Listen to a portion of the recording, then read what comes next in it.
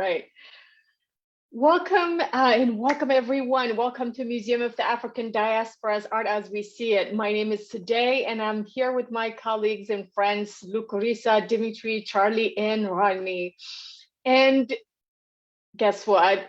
For the first time in our program's history, today we meet at the crossroads roads of poetry, music, and visual art. Lucarisa and Charlie asked our team, what if a piece of art could choose a poem to go with it? And they asked, what if a poem could paint or sculpt? What would we see?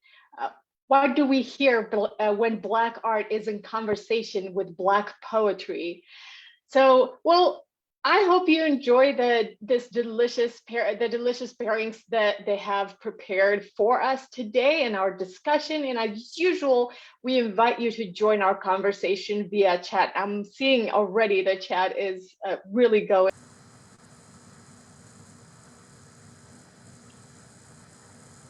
All right.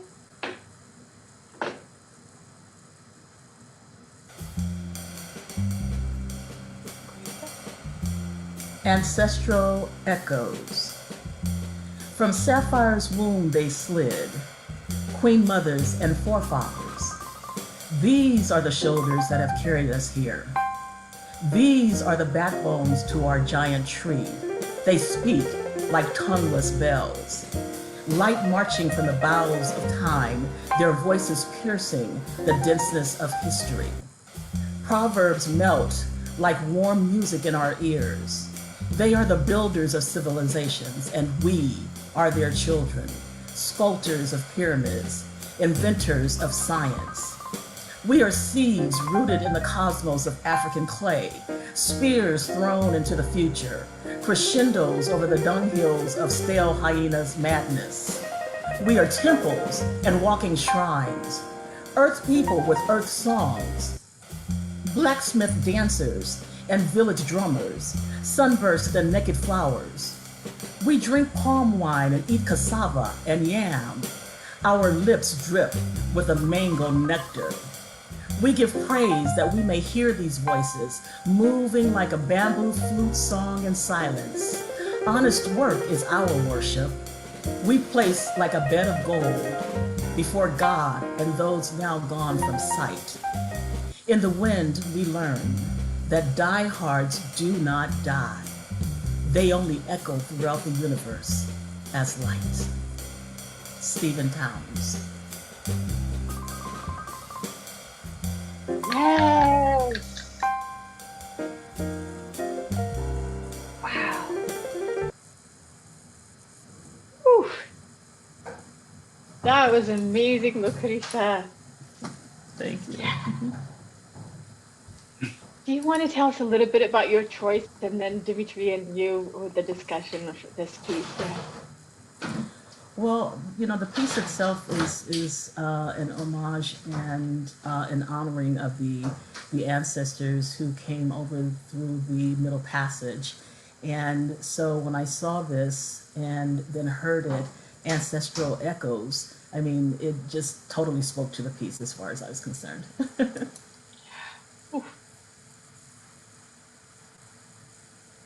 Yeah, and the pieces by Stephen Towns. I was really excited to learn that there's an 8-piece series of these offerings, and they are now part of the permanent collection of the National Museum of African American History and Culture in Washington, D.C. Towns also started this series before going off to Ghana, West Africa, for the first time.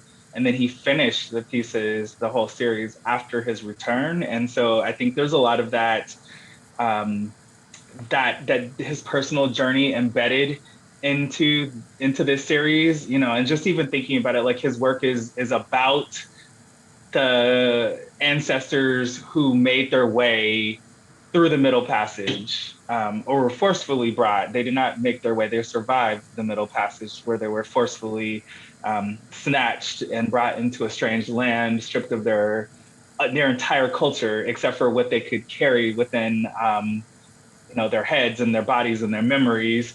And so it's interesting for me that, he's pondering this before he returns, he makes a great return to Ghana, West Africa, and then finishes it after making this backwards and then retracing the steps of his ancestors. The pieces are a mixture of painted panels at the very top. And what we're looking at right now at this moment is a quilted section that he uses the quilted section as the reflection, as the memory, as the prayer, as really the altar to the memory of these folks, complete with candles, their shadow. And I love how on the bottom, the shadow has a halo, the typical way that we see the halo, but as we get to the top, the halo is black. And that's not something that we see often. We don't see, the halo from the European tradition is always this radiating light, and in his, it's radiating a shadow or this lovely blackness. And you can do with that as you please. Look what he said. Did you want to add? Also, the quilted part, where you see the hands holding the candles, just as an honoring of this ancestral figure that's on the top. I really like the fact that this is, so multi-dimensional, using the panels and the quilt. I've never seen this done before, and so I was totally intrigued by this whole piece. Just as a point of information, the medium that was used was acrylic and oil paint, graphite, Bristol board, metal leaf, natural and synthetic cloth fabric, nylon tulle, polyester, and cotton thread, and the crystal glass beads on the wood panel. So there is a lot that went into this. And just also, as Dimitri was saying, the fact that all of this kind of came to him as he was making his return back to the motherland, and it completely shaped this piece. I just think this is a phenomenal work of art here. Yeah, and Tanya says the colors hinted at in one section, am I muted? Whoops. Are the color palette of its own shadow twin. Said very poetically by the poet Tanya Foster. Oof, wow. We've got some good comments in chat.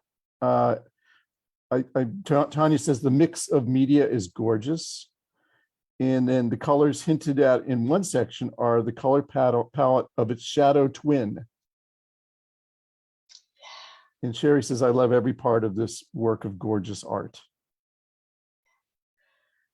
Me too. And remember, if you participate in Art As You See It, if you come to our presentation, we will email you the list of artwork and the resources that we mentioned during our presentation. So you'll have a chance to explore further as well.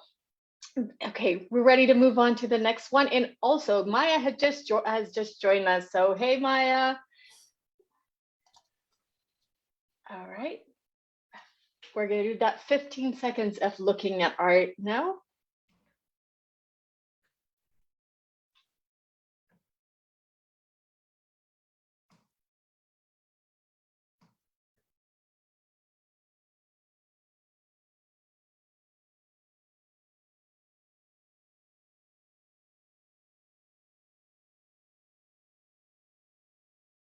All right.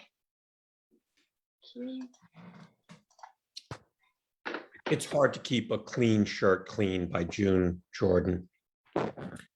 It's a sunlit morning with jasmine blooming easily and a drove of robin redbreasts driving into the ivy, covering what used to be a backyard fence, or doves shoving aside the birch tree leaves. When a young man walks among the flowers to my doorway, where he knocks, then stands still, brilliant, in a clean white shirt. He lifts a soft fist to that door and knocks again. He's come to say this was or that was not, and what's any one of us to do about what's done, what's past, but prickling salt to sting our eyes. What's any one of us to do about what's done? And 7-month-old Bingo puppy leaps and hits that clean white shirt with muddy paw prints here and there. And what's any of us to do about what's done? I say, I'll wash the shirt, no problem. 2 times through the delicate blue cycle of an old machine, the shirt spins in the soapy suds and spins and rinse and spins out dry, not clean. Still marked by accidents, by energy of whatever serious or trifling cause, the shirt stays dirty from that puppy's paws.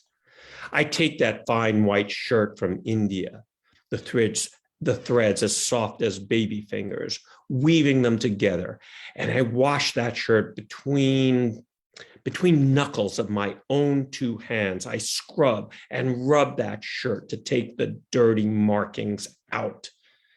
At the pocket and around the shoulder seam and on both sleeves, the dirt, the paw prints tantalize my soap, my water, my sweat equity invested in the restoration of a clean white shirt. And on the 11th try, I see no more, no anything unfortunate, no dirt. I hold the limp, fine cloth between the faucet stream of water, as transparent as a wish the moon stayed out all day. How small it has become, that clean white shirt. How delicate, how slight, how like a soft fist knocking on my door. And now I hang the shirt to dry, as slowly as it needs the air to work its way with everything. It's clean, a clean white shirt. Nobody wanted to spoil or soil that shirt. Much cleaner now, but also not the same as the first time before that shirt got hit, got hurt. Not perfect anymore, just beautiful, a clean white shirt. It's hard to keep a clean shirt clean. Yeah, Charlie. Yeah, Charlie, tell us, yeah, your choice of the art and the poem, please. Well, this is June Jordan, and she's great, really interesting poet who had a really difficult relationship with her father, and I have some sort of connection with her because I grew up on Long Island and she taught for many years at SUNY Stony Brook. I actually went, SUNY is State University of New York, and I went to SUNY Buffalo, State University of New York at Buffalo. And then she actually taught here in the Bay Area at Cal. And, she's on the LGBT Wall of Honor. She's someone who has just a lot of roots here and a lot of connections here. And I just really love the kind of rhythmic tone of this poem. I just like the story that it tells, and I thought that it fit really well with this particular William H. Johnson piece, which I think all of us on the panel really love his work. Yeah.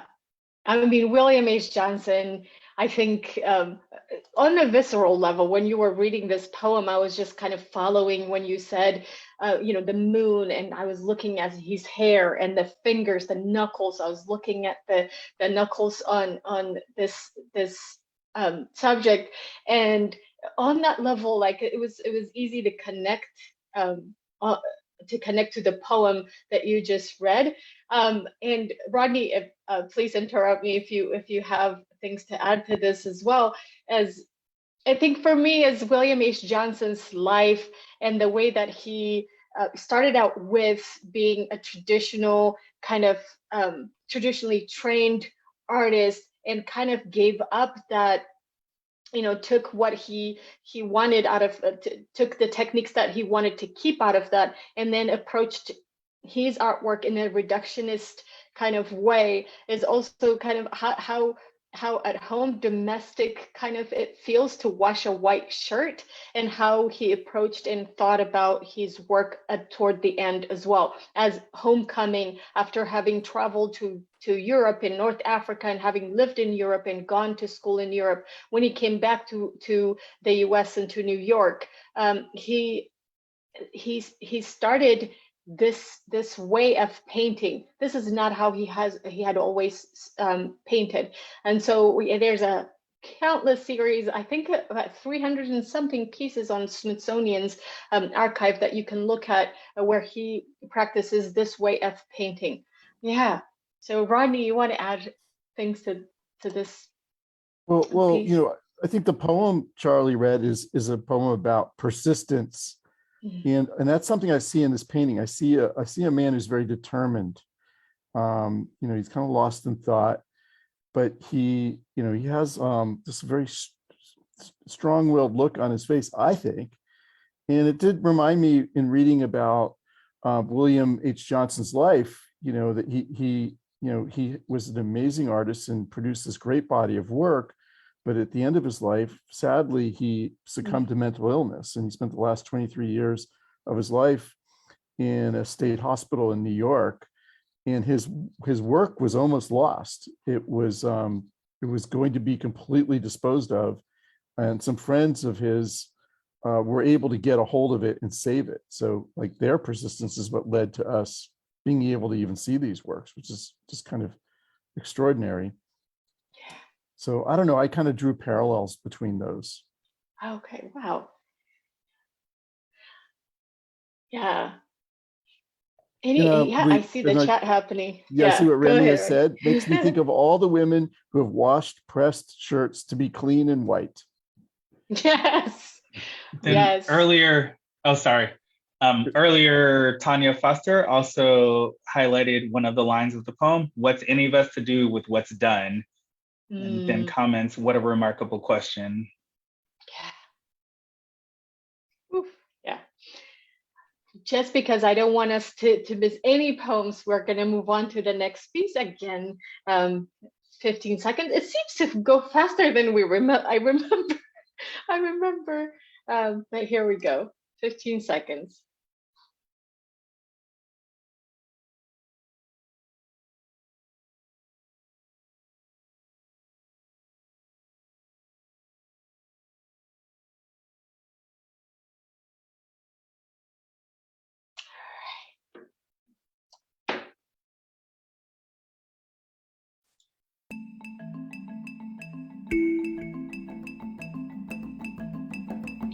Muted. Lucreza. We Wear the Mask by Paul Lawrence Dunbar. We wear the mask that grins and lies. It hides our cheeks and shades our eyes. This debt we pay to human guile, with torn and bleeding hearts we smile and mouth with myriad subtleties. Why should the world be overwise in counting all our tears and sighs? Nay, let them only see us while we wear the mask. We smile, but oh, great Christ our cries, to thee from tortured souls arise. We sing, but oh, the clay is vile, beneath our feet and long the mile. But let the world dream otherwise. We wear the mask.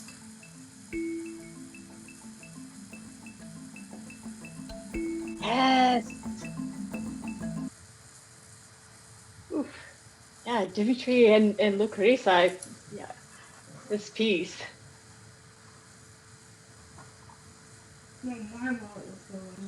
Dimitri? Yeah. Up, you're muted, Dimitri. Sorry. Yeah. Life stuff. No, sorry. Go ahead. I'm sorry. I had to. Oh, that's okay. Okay, so the artist is Lonnie Hawley, and this piece is composed of a welder's mask that was mounted onto and encircled by shredded radial tire, and has various plastic objects, including an electrical socket that's hanging from it. This sculpture suggests an African masquerade costume, one of the many references to the arts of Africa's Souls Grown Deep gift. I chose this poem, obviously because it is a mask of sorts, and the poem refers to us wearing a mask. And what I thought was really interesting was that when Lonnie created this work, he created it with the mind frame that in the workforce of West Africa, how metal workers are held in high regard. But when it comes to a more Western context, we don't have such a high regard for people who do manual labor, excuse me, specifically people who work with steel and with iron. And so I just thought, it's a really interesting kind of context to hear this poem in conjunction with those kinds of thoughts that he had when he was creating this. Yeah. Wow. And Betty says Lonnie is also a great performer.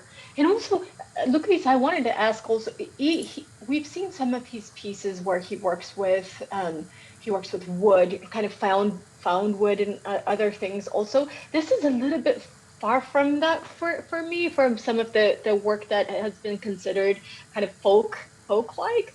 Yeah, Mm-hmm. this is a little bit different for me, and I don't know what's setting it apart, but I can't really figure it out. But yeah, Well, um, what's really interesting about Lonnie is the fact that he practices what he calls improvisational creativity. And so, as someone was alluding to, he is also a musician, but he's also a photographer. Um, yeah. he sculptures, he does drawings, he does painting, he is a performance artist. So he has all of these different layers of artistry that he kind of Mm, brings into everything that he does. And so I think he said from the age of 5, he began kind of creating this multi-layered kind of artistry. And he said it came out of his struggles because he had a hard childhood. It came out of hardships. It came out of his curiosity, and he yeah. says, and also his biological necessities. So it's just really interesting. I actually took some time to listen to his music because I had never heard of him as a musical artist, and it is very, very interesting how he multi layers everything, and he creates while he's on stage.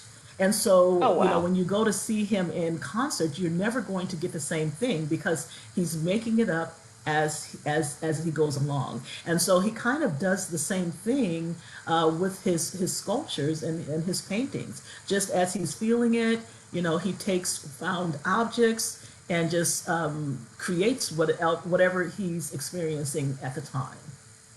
Wow. Yes. It's also, I remember Charlie had music for one of the pieces that we did for folk art, but it wasn't necessarily his art. We paired it with another person's art, and it's so interesting to now pair his art with poetry.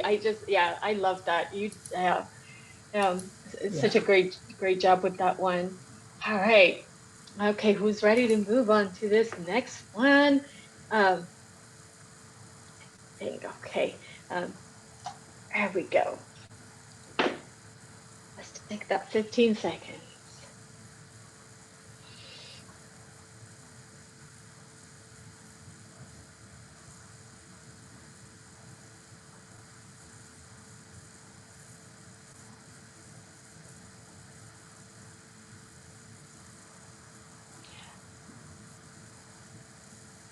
For the previous one, Tanya says, I love improvisation. I can't say it. Could somebody please read it for me? Improvisational. Thank you. I tried, Tanya. Okay, here we go. All right, so this poem is by Robert Hayden called Those Winter Sundays. Sundays, too, my father got up early and put his clothes on in the blue black cold. Then, with cracked hands that ached from labor in the weekday weather, made banked fires blaze. No one ever thanked him. I'd wake and hear the cold splintering, breaking when rooms were warm, he'd call. And slowly I would rise and dress, fearing the chronic angers of that house, speaking indifferently to him who had driven out the cold and polished my good shoes as well. What did I know? What did I know of love's austere and lonely offices.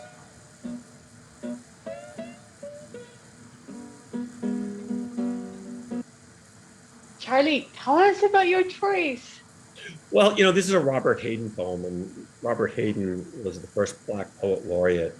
And I think he's just a very interesting guy. He grew up, he was very small as a kid. He had very poor vision. If you see pictures of him, he's dead now, but if you saw pictures of him, he would have these big, thick Coke bottle glasses, and he just couldn't participate in games with other kids and just had a really hard time adjusting to his lifestyle. He was, brought up with his parents split up before he was even born. And he ended up being taken in by neighbors as a foster child.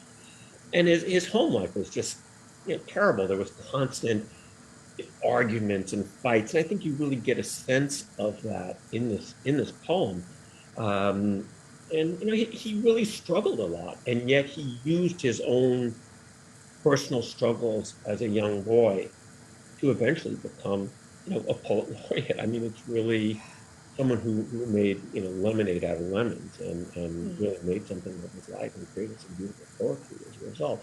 And of course, I love this picture because it's just, to me, it has that same feel of underappreciated or unappreciated labor. This idea that here's someone who just goes to work every day and probably doesn't get noticed or gets ignored and just has to just work to get those fires burning to keep that house warm, which he feels is his duty. That's at least the feel that I got from the poem. And your choice for the artwork, because you had a couple of pieces, right? No, you had like two or I did. three I had pieces. another piece. Two pieces. Yeah, I had another piece. Yeah. Yeah. The other piece was a Charles Alston. It almost looks like a Norman Rockwell type work. It's like a propaganda poster that showed a lot of Black blue-collar workers working for the war effort. And it had the same idea. The person who was in that had that same look of just, I'm just doing my job. I'm just doing it every day. I show up every day. I don't get thanks. I don't get appreciated, but I'm just here. And I think that poem kind of speaks to that. That's a beautiful poem. Maybe we'll use it on another one of our meetings. Yeah, go ahead. Go ahead. I was just going to say that in the chat, Tanya Foster says, such tenderness in these consonantal constructions. There is a percussiveness in the poem, a sort of angularity, which is what I see in this extraordinary photo. Yeah. And the music was Robert Johnson. You don't recognize it yet because it's clipped, but it's "Come On in My Kitchen" by Robert Johnson. Yeah, and the photograph is it's from the series "The Negro in Virginia" by Robert McNeil, and the title of the photograph is "Laborer, Stevedore Longshoreman, Norfolk, Virginia." It's from 1938, and so I think this is someone who presumably would have to be, someone who's going to be working very hard, offloading cargo from a ship, but also has to wait around for that work to materialize. And we kind of see that in this man's face. McNeil, he had an interesting quote about this. He says, "The look says, 'What the hell are you doing photographing me?' And I took it to mean a whole lot more." It's always interesting, the relationship between the photographer and the subject. And he captures this man, and he kind of felt like there was the look was telling him something, but also telling all of us something. Yeah.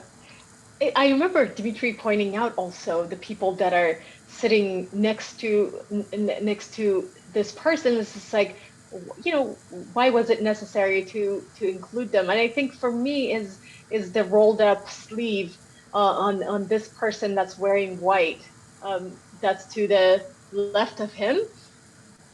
It's kind of, I think it just rounds out the narrative, the story of this photo.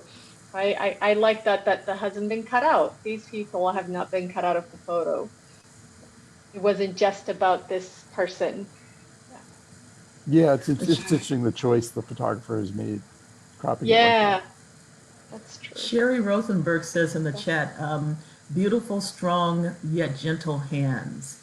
And then Carol Sykerman, I'm sorry if I'm not pronouncing that right, Carol. And she says, and monumentally in the photograph. So, Yeah, I agree. Yes. All right, another 15 seconds with this beautiful piece.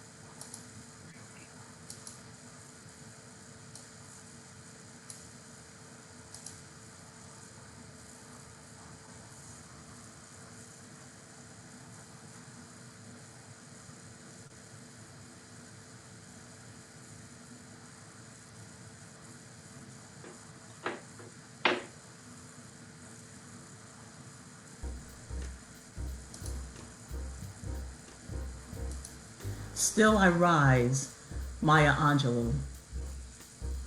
You may write me down in history with your bitter, twisted lies. You may trod me in the very dirt, but still like dust I'll rise. Does my sassiness upset you? Why are you beset with gloom? 'Cause I walk like I've got oil wells pumping in my living room? Just like moons and like suns with the certainty of tides, just like hopes springing high, still I'll rise. Did you want to see me broken? Bowed head and lowered eyes? Shoulders falling down like teardrops, weakened by my soulful cries? Does my haughtiness offend you? Don't you take it awful hard, 'cause I laugh like I've got gold mines digging in my own backyard.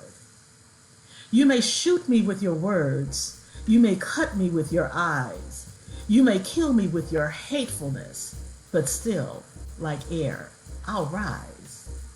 Does my sexiness upset you? Does it come as a surprise that I dance like I've got diamonds at the meeting of my thighs? Out of the huts of history's shame, I rise. Up from a past that's rooted in pain, I rise. I'm a black ocean, leaping and wide, welling and swelling, I bear in the tide. Leaving behind nights of terror and fear, I rise.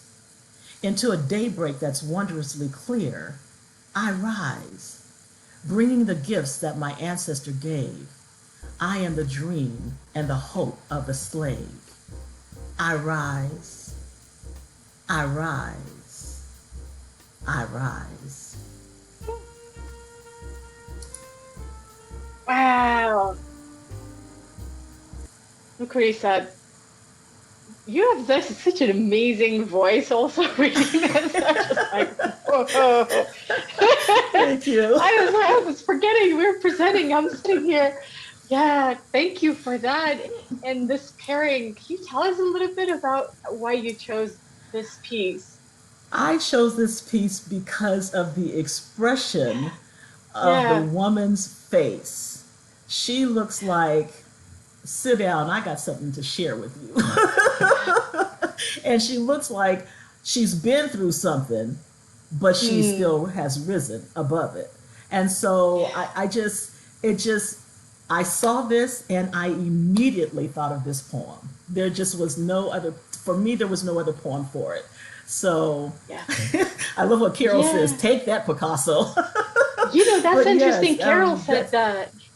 Yeah. Yes. So Isn't that's the reason why I chose it. And just her, like I said, her demeanor, that stance, the hand, on the stomach, and she's just presenting herself, as this person who has, like I said, been through some stuff. I've been through some things, y'all, but I'm still here. I'm still right. here. And I think Carol is onto something, because there's Claudette references Picasso on this. I mean, we can see that as well, and also with her with her when I'm standing, even if I'm my eye level with this painting, I still feel like she's looking down. She's kind of making sure that I am, I see the whole, all of her, the whole of her. And I just love this painting for that reason. And I think she references also this woman being in conversation or um, in kind of negotiating with the masks, with the African masks, being a modern woman kind of portrayed in this kind of look as well. And so I really like this. And it is, the artist does not say that this is her self-portrait, but we know this is the a painting that is most of resemblance to the artist, and she painted it with a piece of mirror sitting on a chair. So it's although she doesn't say that it's a self portrait, I think it's safe to assume that. But also with this one, the title is kind of interesting, Standing Figure with African Masks, because she changed that after, her first choice was Brazen Women. That was the choice that she had as a title for this. And so I just love that. And also Remy, this is for you. She's a Londoner, right? Yes. Yeah. Yes. Well, Yeah, she said arms that. akimbo. And she said that it's a work that pays homage to the affirmative strength of self-representation by Black women in defiance of the colonial gaze. She wrote, I do believe that the fiction of Blackness that is the legacy of colonialism can be interrupted by an encounter with the stories that we have to tell about ourselves. I am a Black woman, and my work is concerned with making images of Black women. Sounds simple enough, but I'm not interested in portraiture or its tradition. I'm interested in giving space to the Black woman's presence. I love that she says that. And she goes on to say, a presence which has been distorted, hidden, and denied. I'm interested in our humanity, our feelings, and our politics, some things which have been neglected. And I have a sense of urgency about our apparent absence in a space we've inhabited for several centuries. So this woman, she is serious about it. She's, I'm not interested in painting anything else but Black women. I need you to see us in our entirety. I love that. Yes. Oof. Thank you for that, Lucurisa, and also Cherry's question. And I haven't read anything that explains where the placement of the mask, so I can't really say. But your predictions or your assumptions are just as good as mine. Yeah, Carol says, Lucurisa channeled Maya Angelou so marvelously. I agree. Yes. Thank you. Yeah. And so this next piece, but do folks have other things to add to this piece before we move on? I feel like this is pretty popular now. All right. And Tanya, yes, I was looking for your comment, Tanya, where it said she's not reducible to brazen. There is complexity of the gaze that slips the yoke of stereotypical definitions. Yes. Whew. Okay. Maybe we'll see this gaze on the Supreme Court sometime soon. All right. Yes. Okay. There we go. There it starts the. All right, let's go.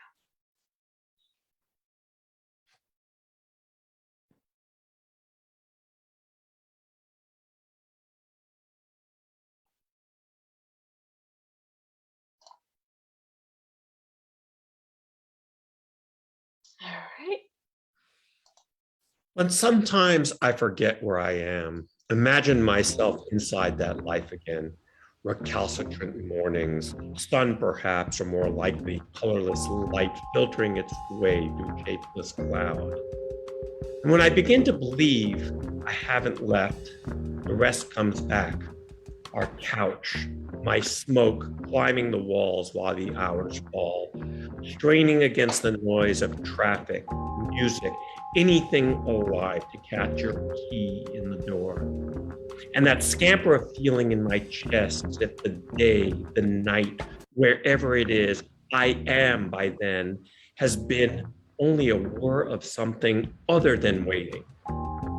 We hear so much about what love feels like. Right now, today, with the rain outside and leaves that want as much as I do to believe in May, in seasons that come when called, it's impossible not to want to walk into the next room and let you run your hands down the sides of my legs, knowing perfectly well what they know. That's I Don't Miss It by Tracy K. Smith.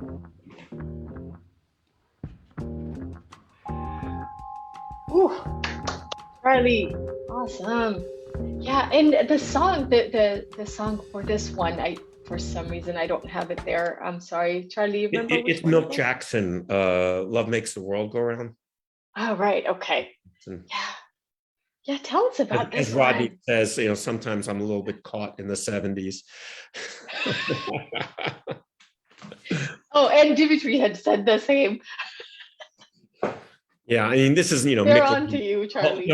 I was going to start just by saying quickly about Tracy K. Smith that we could have done the whole show with Tracy K. Smith poems. I just find her work so interesting, so fascinating. She's so personal. She also has a sense of humor. And, of course, she was poet laureate from 2017 to 2019. She won a Pulitzer Prize. And interestingly, her father was an engineer and worked on the Hubble telescope. So that's some cachet for you. But, this work by Mickalene Thomas, it's the portrait of Manja.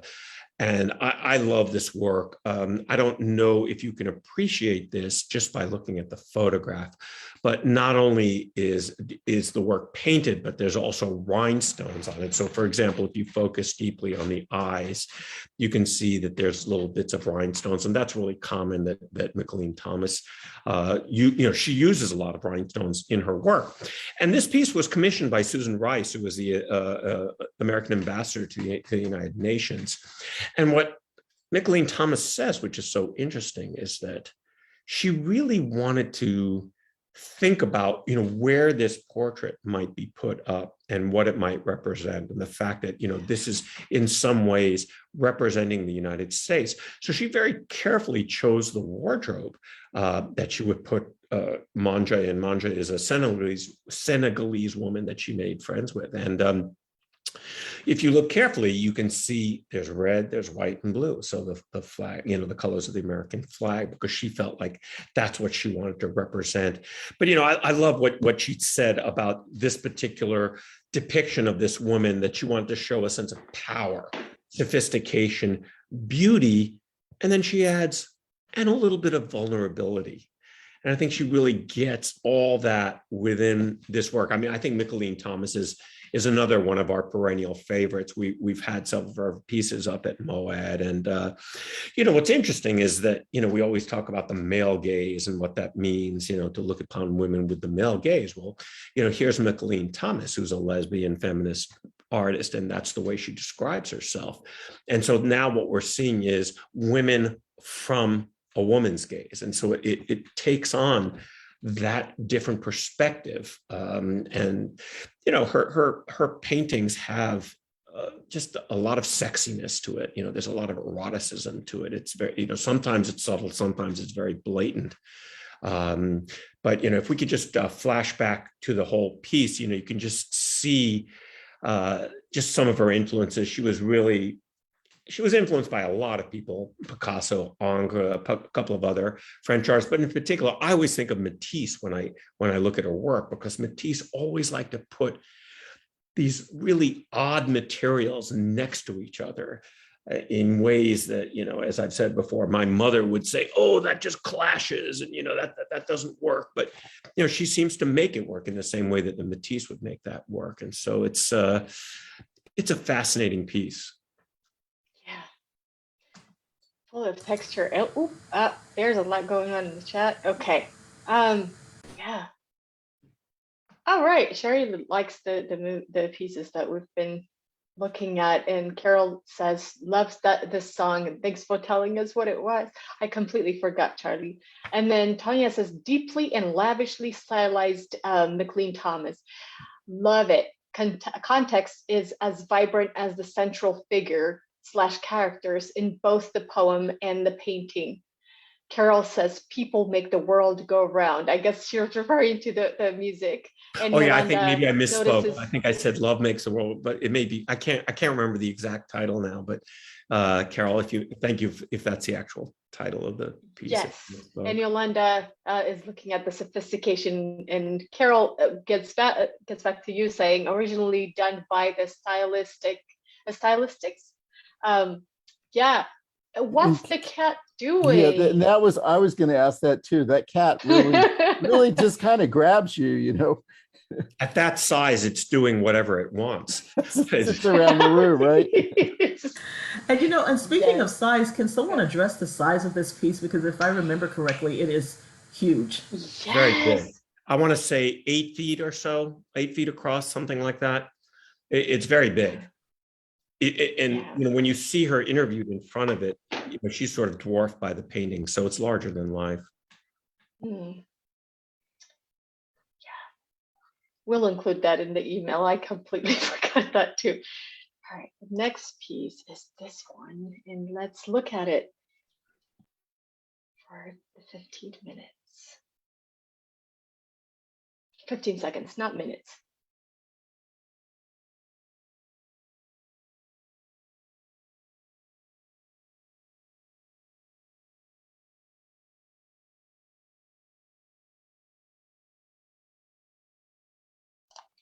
Playing a sacred song, rapture hold the eyes, a cosmic view, a love supreme, magic music, shining warriors dance, leaping shooting star, fire leap crashing sun, rescue those lost in mirrors and stuck in bubblegum, wash the mind with music fresh as piss from a brand new baby's bladder, translating the nectar of scholars, pondering the universe into music infants understand. Let us see the world that clearly, let us know the world that well. It's a matter of believing.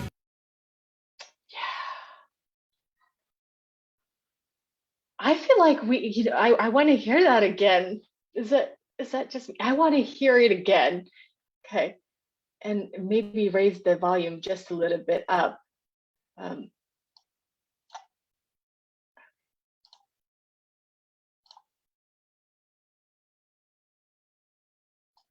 cosmic view, a love supreme, magic music, shining warriors dance, leaping shooting star, fire leap crashing sun, rescue those lost in mirrors and stuck in bubblegum, wash the mind with music fresh as piss from a brand new baby.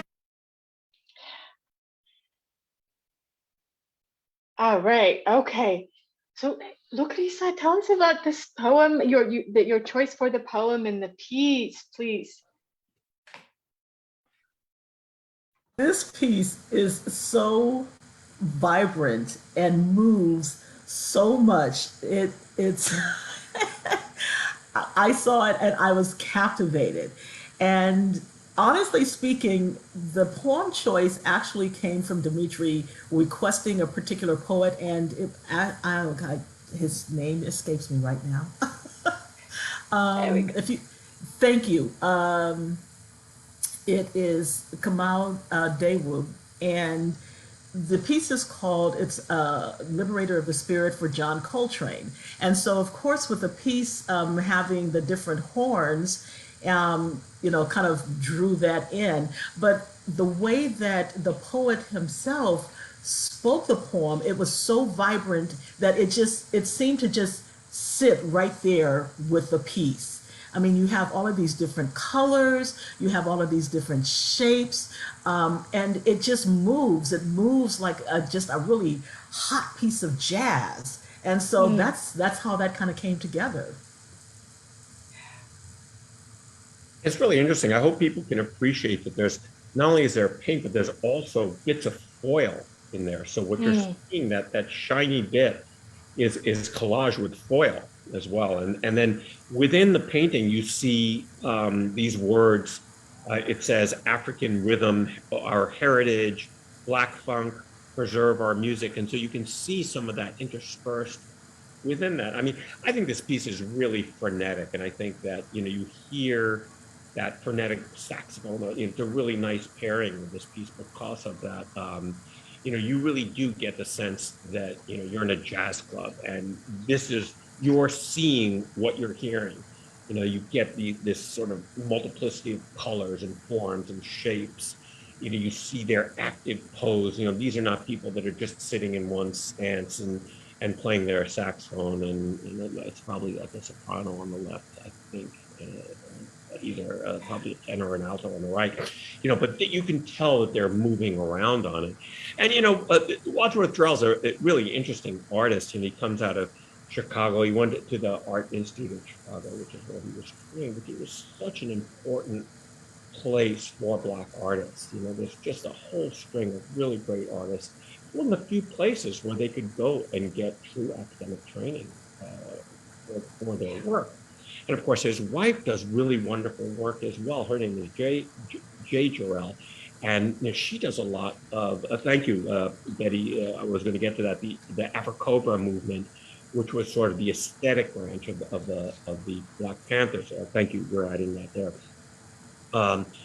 But if you look at his wife's work, it's also really interesting. She does a lot of textile work, or sort of combined work where she does sculptural work with textiles, but she also does beautiful paintings as well. So they're just a power couple when it comes to beautiful artwork. And he was very, very influenced by sort of a lot of the Yoruba arts, and he also was part of the Wall of Respect that was done in Chicago. If I'm not mistaken, I think it's the 70s. So, just a really, really interesting artist, interesting piece. It's got a certain cacophony, just like the music does. This is not music that you put on some incense and sit in a bath and listen to, and neither is the art. Oh, Charlie. I'm sorry, did you want to sit in a bathtub and put incense on?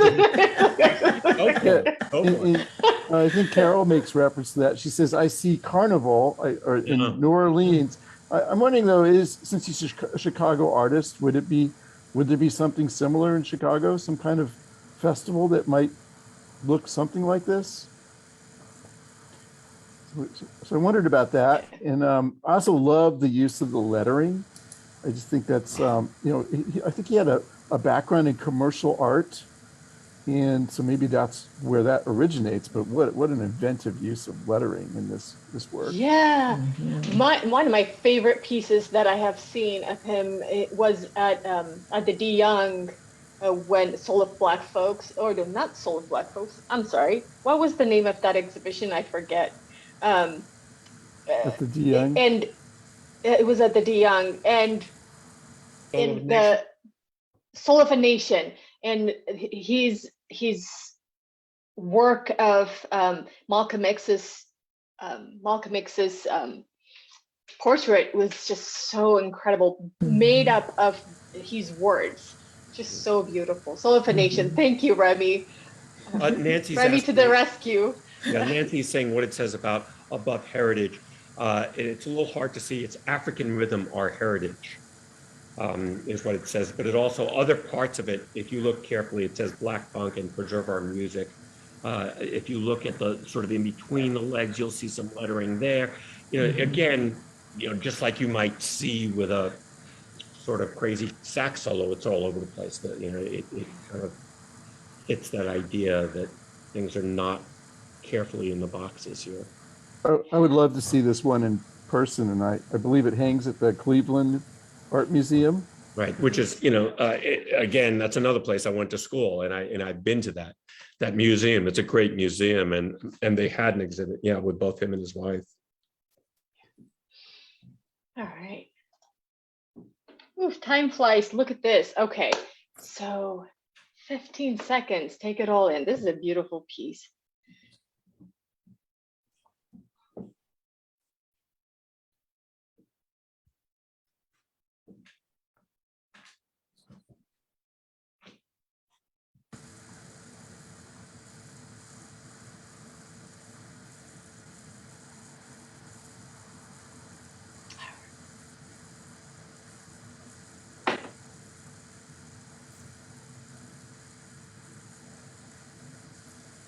We Real Cool by Gwendolyn Brooks. We real cool. We left school. We lurk late. We strike straight. We sing sin. We thin gin. We jazz June. We die soon. Oof. Thank you, Lucretia, for that reading. It's just, oh yeah. Carol also is throwing claps and saying fire. Yeah, Charlie, this choice, tell us a little bit about this. And I know we have Maya just left and she's from Baltimore, but yeah, tell us about this piece. Well, I saw this, I had the poem first, and I was, looking for images that might fit that. And I thought this Roland Freeman piece would have been perfect. I mean, first of all, how many of us get to see Dimitri shirtless to start with, so, and he's not on, so he can't argue with us. But, I just thought it really had that feel of the poem, this kind of, your, I don't know, teenagers, early 20s, the world's your oyster, you own it. And it just has that feel of invincibility, invulnerability, and just, it just says a lot. And I thought with that poem, I thought it was a perfect fit. The other word I would use is masculinity, and we hear a lot of negative stuff about masculinity, but these are guys that are very comfortable in their skin. Yeah. And so proud Black men. Yeah. And also, I think one of the things that he considers himself as not only a photographer, but historian, right? And so history and archiving and collecting history of the Black community. And in this instance, in the Baltimore community, and these folks will come to this park, these guys will come to the park. And what we don't see around is also a drumming circle. He likes that about this. He looks at this image, he says, as a historian, as a person from a viewer point of view, and as a photographer, and it satisfies all those three things. And as a historian, also the fact that the drumming circles happen at this particular park in Baltimore, and he connects that to also the diaspora story. He makes it into the connection that it has to the African diaspora, right? That it comes, it's something that has not died. It has traveled throughout the diaspora, is this drumming. And all of that, of course, these are gorgeous people that he photographs so nicely, so beautifully. And to quote Remy, who's with us today, there is definitely the diasporic lean that we see with this gentleman right there, that brother. And so, yeah, and yeah. It's interesting because, photographers love to talk about the decisive moment. It's something that Henri Cartier-Bresson used to use. And I like to think about that idea. Like if you had taken this photograph a second before or a second after, you wouldn't have had that billowing of smoke coming out of his mouth, which is, of course, that's the first thing that draws my attention to this photograph, is that, and, it almost looks like he has this smoke tongue coming out of his mouth. It's just, it's a really nice touch for this photograph. It would have been completely different if he had, pulled the shutter a little bit before or a little bit after. Sorry. Go ahead, Rodney. Well, I was just saying, it makes me think of a dragon, especially being on the motorcycle. Like, they're like these mythic warriors. Yeah, it reminds me of when we had Kwame Brathwaite's photography at MoAD.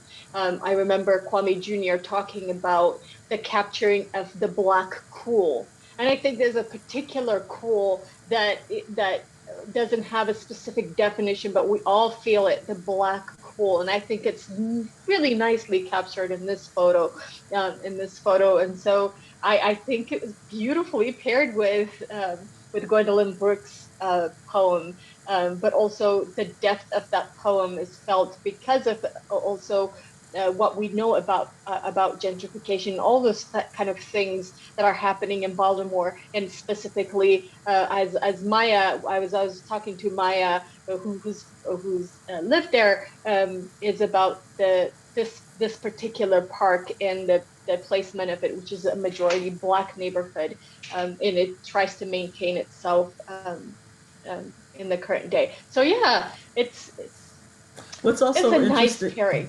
Yeah. What's You also could- interesting about the poem is that when Gwendolyn wrote this poem, she was actually passing by a pool hall called the Golden Shovel, and she saw several young Black men that's kind of hanging out, and she wondered, why they weren't in school, and wondered, and she said, and instead of thinking about, so much about, what they were doing, she kind of went into this mode of what she thought that they were feeling, and she kind of felt like maybe they were anti-establishment, of which she probably would be looked upon as being a part of the establishment.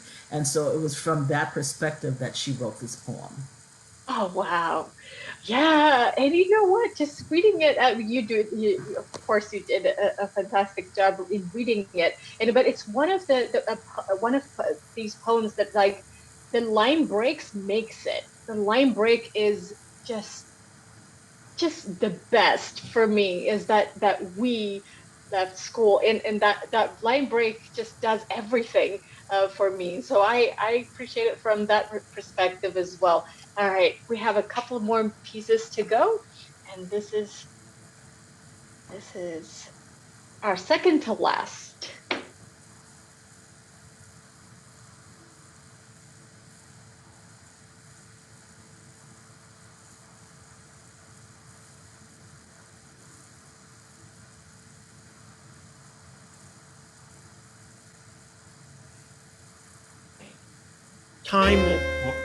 Time will come when, with elation, you will greet yourself arriving at your own door, in your own mirror, and each will smile at the other's welcome and say, "Sit here, eat."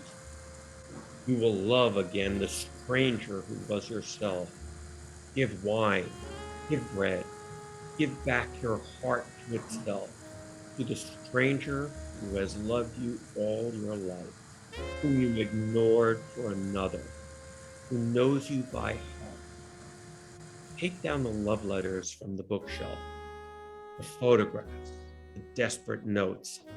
Heal your own image from the mirror. Sit, feast on your life. Mm. That's Love After Love by Derek Oof. Thank you, Charlie. Wow. I think, yeah. Great photo. Yeah, tell us about your choice though of pairing these two together. Why? Well, I just really, I love this imagery of take down the love letters from your bookshelf. It's this idea of taking your love history back. And you see these old shoes, and again, you can imagine someone looking back at this and thinking about a romance from the past, but I love in particular, if you can draw back from the photograph just a little bit today, Sure. Lorna Simpson puts this, of course, it's just a great play on words. She has cure / heel, HEAL, while showing us the heels of these shoes. So, to me, this poem is very wistful, but at the same time, it's like a coming of recognition of your own self, and appreciation of your own self, and that idea of healing from whatever injury you may have had from a past love. I think it's a lovely poem. I think this is a really moving picture. Even if we didn't have the poem with this, I think you could create a poem. You could create a short story I from this agree. photograph. Yeah, I absolutely agree with that.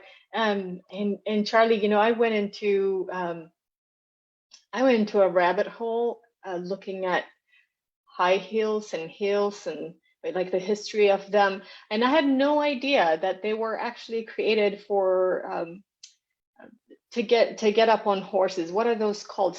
Stirrups? Stirrups.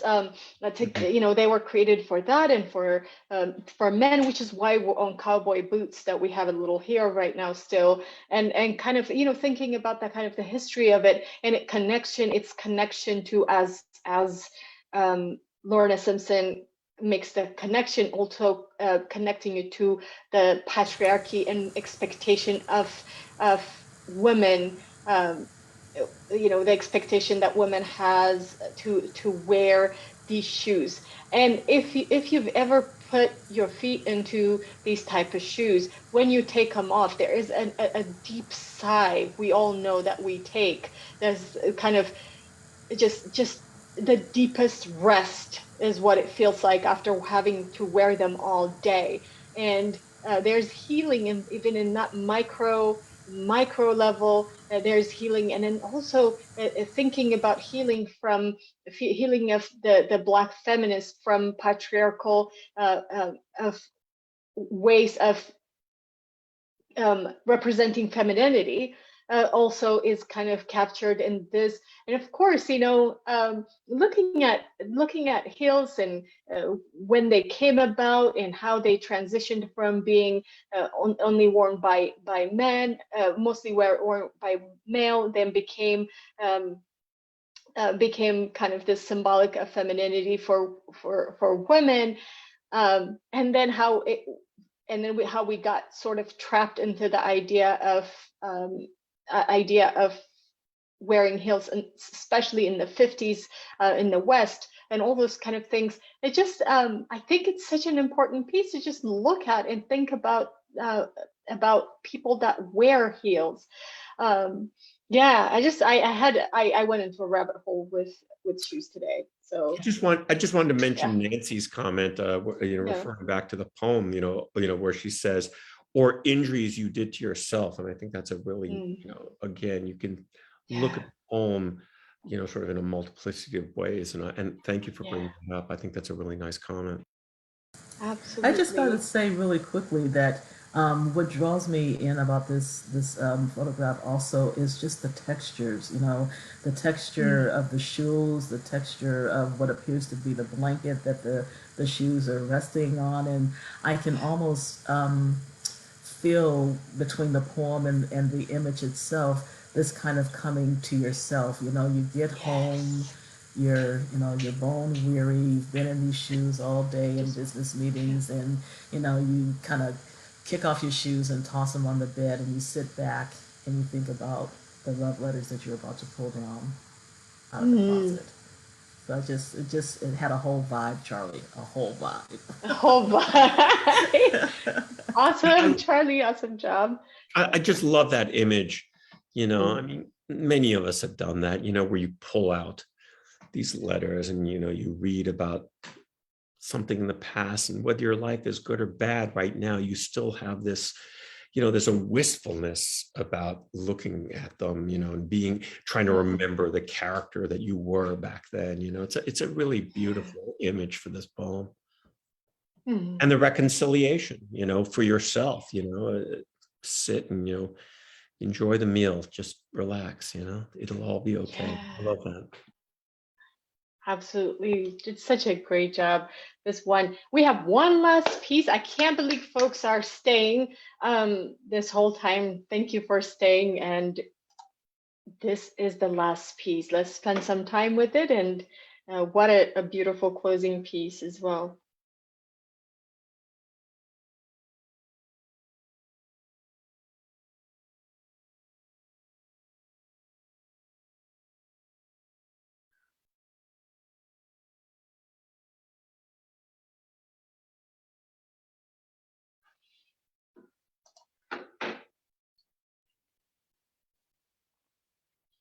Carissa, take it away. I've known rivers. I've known rivers ancient as the world and older than the flow of human blood in human veins. My soul has grown deep like the rivers. I bathed in the Euphrates when dawns were young, and I built my hut near the Congo, and it lulled me to sleep.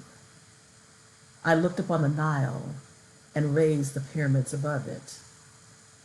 I heard the singing of the Mississippi when Abe Lincoln went down to New Orleans, and I've seen its muddy bosom turn all golden in the sunset. I've known rivers, ancient, dusky rivers. My soul has grown deep like the rivers.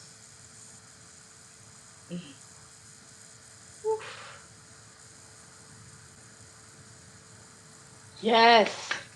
Yeah. Bravo, says Shania. Absolutely. Thank you, Lucreza. Yeah. So, yeah, about this one. And the title also is a very important title. I feel like it's the son or un hijo de Yamaya, or a son of Yamaya. Um, and can you tell us a little bit about your choice? So, this was a true collaboration between Charlie and I, in that Charlie chose the photograph, and when I saw the photograph, we kind of discussed it, and we were both taken by the piercing eyes of this young man, and then of course the title. And so I just thought about it, and I thought, this is about a water god or goddess. This is about her child, and this poem came to me, and it's actually one of my favorite poems. And so when I read it, and I looked at the photograph, and I read it, and I looked at the photograph, and I just thought, this is it. This is the one for it. And again, the just the image itself. I mean, this young man's eyes. Do you guys see how piercing his eyes are? It's just like it's amazing, and the fact that he is, almost completely submerged in the water, which is, in a way, it's a womb. And so we're talking about Yemaya, who is the mother of water. And so you have this, her son, who is emerging from her womb. And I just thought, how profound is that? And then, reading the information on Mr. Gleason, who is the photographer, he actually he took a lot of photographs of the American West and the Southwest, and then shifted to Mexico, where he lived in these little acknowledged communities of Black people, descendants of African slaves that were brought to the New World centuries earlier by the Spanish, primarily in Oaxaca and south of Acapulco. And so, he set out to take these specific pictures. And what was really captivating for me in reading his story is that when you look at this, you kind of think it's a spontaneous kind of photograph. But he said, no. He says, they may look natural, but they are extremely crafted and very calculated. And he said, wow. he calls his pictures abstractions from daily life. So he says, and this is not journalism. He said, I'm making art. So the images that he captured, even though they appear to be, this just off the cuff, spur of the moment, they really are highly crafted. And what a beautiful rendering.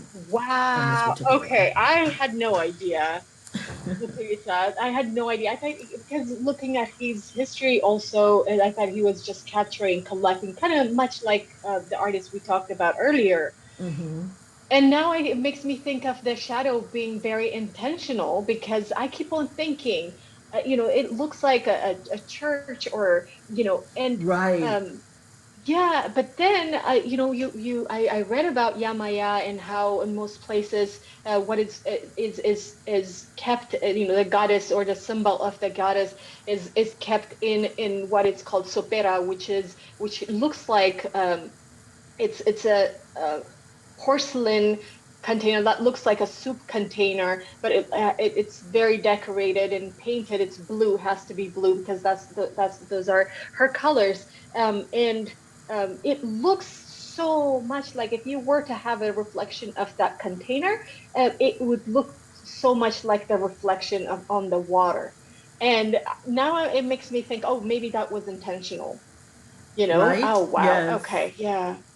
Yes. Oof, okay. So So it's just, Yeah. there's a Jodorowsky quote that I'm going to paraphrase that says something like, I can look at a painting and forget it the next day, but I can look at a photograph and it'll stay with me forever. And I Mm, really have that kind of feeling about this photograph. That it is yeah. so piercing and so profound and so well crafted. I mean, this is just a gorgeous photograph. It Um, is. so Tony Beaton Wow. he does some great stuff. And again, interested, it says Joyce says the poet was on his way to his father in Mexico and saw the Mississippi, which inspired his poem. Interesting that Mexico has returned. Yeah, and Beaton was really interested in that idea of the diaspora in what it really means. That here he would go to these South American countries and take people who had very obvious Black roots and try to capture them in photographs. And some of his photographs are just fabulous. But this one really, I had picked a different poem for this because I wanted to use this photograph. Lucretia got me on the right road and said, no, I've got a better one. And I thought that was just a brilliant reading to this photograph and that poem. Oh man, wherever you are, please clap for Lucreza and Charlie. I mean, this was so enjoyable. Thank you, thank you, thank you so much. Also, thank you, Dimitri and Rodney and Maya, for such a wonderful program.